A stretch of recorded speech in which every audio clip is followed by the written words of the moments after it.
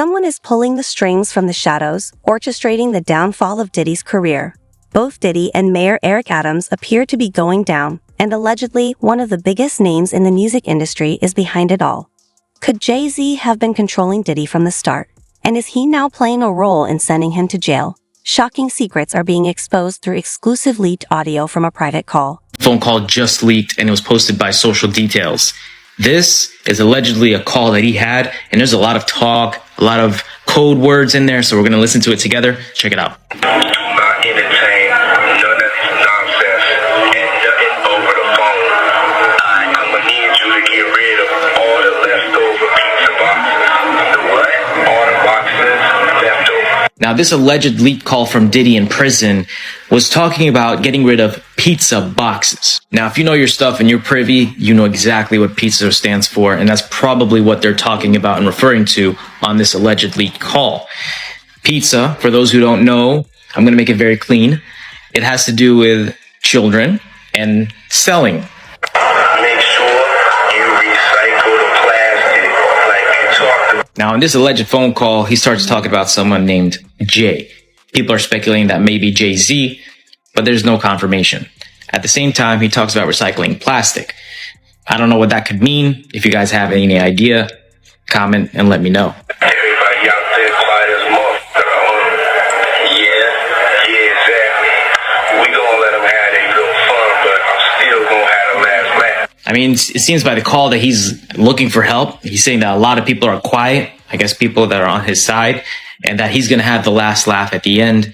Man, just do what I told you to do, and don't forget about the list. And then he goes on to say, don't forget about the list. And we don't know what that list is or what that implies, but this is pretty crazy. Do I think this is legitimate? There is no confirmation yet if this is legitimate or not, but this is the alleged leak call. A third superseding indictment has been filed against Sean Diddy Combs by the U.S. Attorney for the Southern District of New York.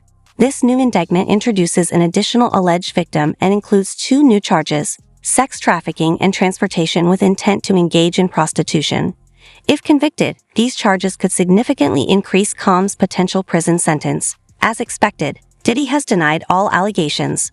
According to his legal team, the individuals referred to as victims in the lawsuit were, in fact, his long-term girlfriends. Letter submitted to Judge Arun Subramanian by acting U.S. Attorney Matthew Poldovsky lays out what this is about, lays out the 3 big differences in this new filing. Quote, the third superseding indictment contains 3 substantive changes to the charged offenses. First, Count 4, which is, by the way, a new count, Count 4 charges an additional substantive count of sex trafficking by force, fraud, or coercion with respect to Victim 2. Victim 2 was previously identified as a victim of sex trafficking in Count 1 of the second superseding indictment. And if you look at Count 1 in the second superseding indictment, which is racketeering conspiracy, it reads in part, Combs then used force, threats of force, and coercion to cause victims, including but not limited to 3 female victims, Victim 1, Victim 2, and Victim 3, to engage in commercial sex acts. In connection with the commercial sex acts, Combs provided the victims with, among other things, monetary payments, career opportunities, and payment of rent and housing expenses. Okay, so again, that was Count 1 in the second superseding indictment. But now, Combs is facing a new individual trafficking charge against Victim 2. And it reads, quote, from at least in or about 2021 up to and including in or about 2024 in the Southern District of New York and elsewhere, Sean Combs, and then it says, recruited, enticed, harbored, transported, and maintained Victim 2 and attempted, aided, and abetted, and willfully caused Victim 2 to engage in commercial sex acts, knowing and in reckless disregard for the fact that Victim 2 was engaging in commercial sex acts as a result of force, fraud, and coercion. And LeBron James have been named in a new civil lawsuit filed in Florida on April 1st. The plaintiff, Joseph Manzaro, alleges that he was drugged, transported against his will, and sexually mutilated as part of a coercive and organized criminal enterprise allegedly facilitated by Diddy and others in 2015. According to the complaint, both Jay-Z and Beyoncé were present at a so-called freak-off party where the abuse took place. This isn't the first time Jay-Z's name has surfaced in connection with Diddy, and it likely won't be the last. Clip 3. Just a few months ago, Jay-Z was named in another lawsuit connected to Diddy, where he was listed as a defendant. The lawsuit alleged that both Jay-Z and Diddy were involved in the abuse of a 13-year-old minor. Manzaro alleges, according to court documents obtained by E! News, that he was drugged, transported against his will, and maimed as a victim of a coercive and organized criminal enterprise facilitated by Combs and others back in 2015, and named celebs such as Beyoncé, Jay-Z, and LeBron James as witnesses in the lawsuit. In his filing, Manzaro says the alleged events took place in April 2015. He states that he lost consciousness after feeling a, quote, greasy substance resembling Vaseline as he opened the front door to his home, after which he says he was transported to another residence, where an associate of Combs allegedly told him that the music mogul wanted him brought to a freak-off event. Manzaro alleges in the suit he was secretly transferred to the music producer's home through a concealed tunnel allegedly connected to Gloria Estefan and Emilio Estefan's Miami property. He alleges that upon regaining partial consciousness, he found himself inside a large party area upon information and belief that it was a birthday party for Combs' then 17-year-old son Christian Combs.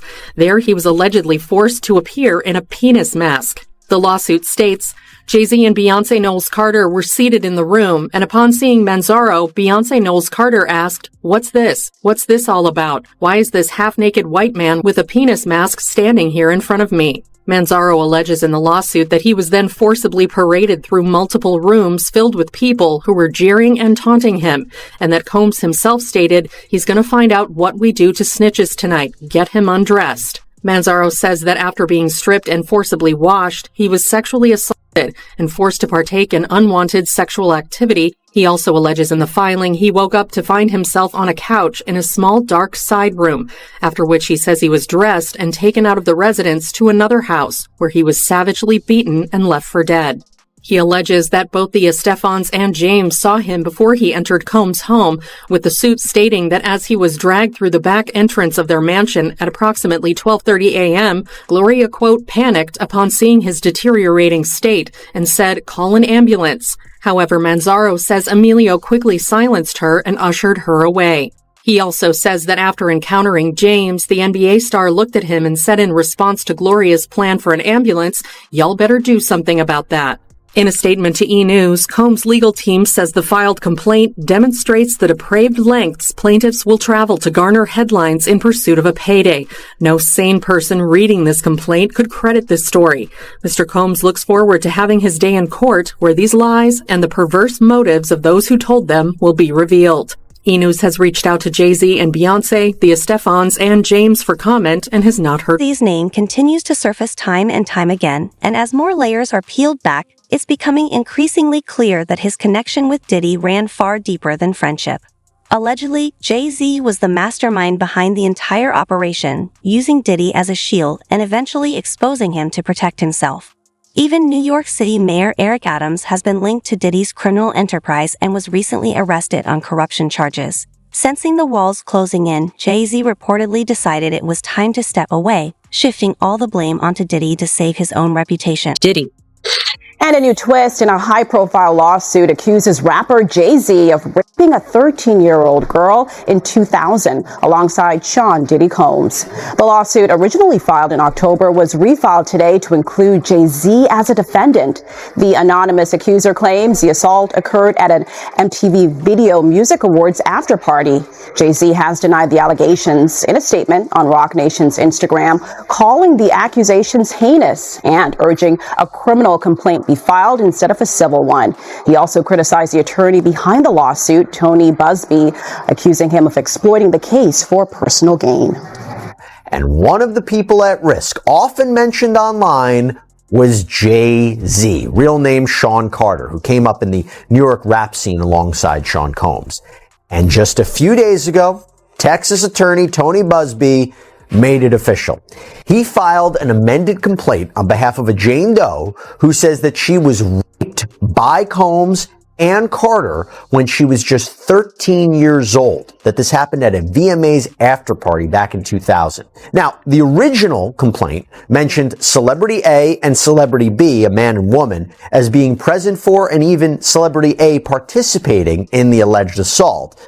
Well, now Celebrity A has been identified as Jay-Z, who has adamantly denied anything like that ever happening. He is very, very clear on that. In fact, He has accused Tony Busby of extortion, saying that Busby's attempts to get celebrities to pay out huge sums of money in exchange for not being named in civil lawsuits with what he claims are false allegations amounts to blackmail. In fact, Jay-Z is believed to be the John Doe who just recently filed a lawsuit against Tony Busby anonymously, claiming extortion and intentional infliction of emotional distress. Diddy Combs, looking to suppress evidence in his federal trial. Senior investigative correspondent Aaron Katursky is back with the story. Good morning again, Aaron. And to you, Michael. You'll remember federal agents from Homeland Security Investigations were hardly shy when they raided Sean Combs' opulent homes in Los Angeles and Miami, guns drawn.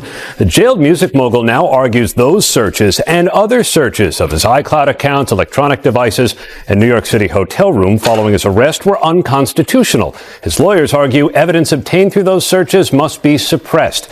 Diddy's lawyers say the government presented a grossly distorted picture of reality when applying for the search warrants, omitting certain facts and including salacious details from an unnamed producer that were never credible. Combs has pleaded not guilty to racketeering, conspiracy, sex trafficking, and prostitution charges. The defense is also arguing here his ex-girlfriend, Cassie Ventura, was a willing participant in drug-fueled sex performances called freak-offs, not coerced, as prosecutors allege. Big breaking news tonight. For the first time in the history of New York City, a sitting mayor has been indicted for crimes. ABC News reporting that Mayor Eric Adams has been indicted by a federal grand jury. We do not know yet the exact charges. Federal authorities have been investigating Adams and members of his staff, issuing subpoenas for documents and cell phones. Several members of administration have resigned, some of them also friends of Mayor Adams. Again, Eric Adams, the 110th mayor of New York, has been indicted by a federal grand jury. We'll have the latest online